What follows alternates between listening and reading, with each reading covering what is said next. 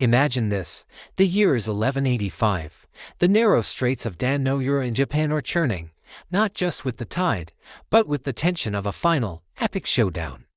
This is the last act of the Genpei War, a brutal 5-year conflict that has torn the nation apart. On one side, the Minamoto clan, led by the brilliant tactician Minamoto no Yoshitsune. On the other, the ruling Taira clan, their backs against the wall fighting for their very existence. This isn't just a battle, it's the end of an era. The Taira had a home field advantage. They knew these waters, the treacherous currents and shifting tides. Their plan was simple but clever: use their knowledge of the sea to outmaneuver the land-based Minamoto forces.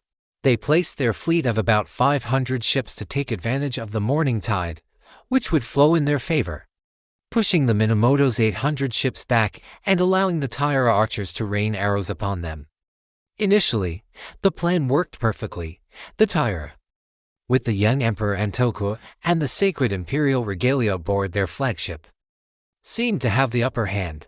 The Minamoto were struggling against the current, their numerical advantage seemingly worthless. But tides, like fortunes, are destined to turn.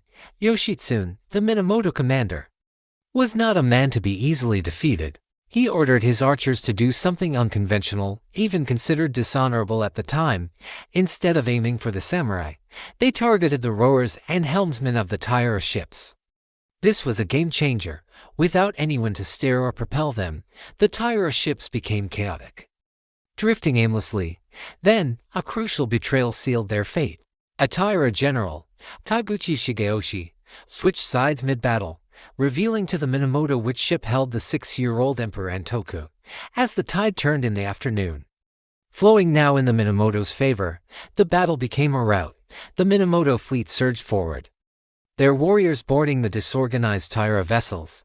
Seeing that all was lost, the Taira samurai chose death over dishonor. Many, including the clan's matriarch, Lady Ni, resolved to protect the purity of the imperial line.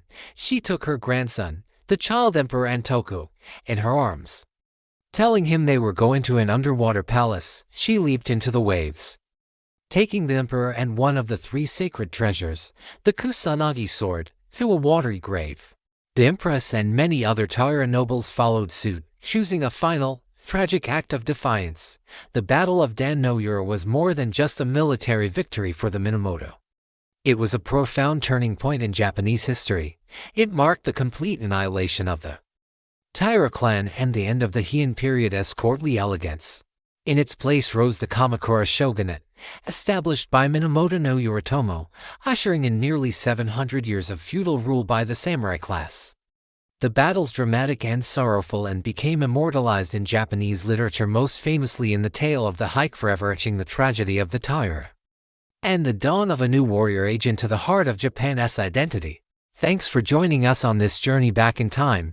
If you were captivated by this epic story, be sure to hit that like button and subscribe for more deep dives into history's most pivotal moments. Let us know in the comments which battle you want to see next.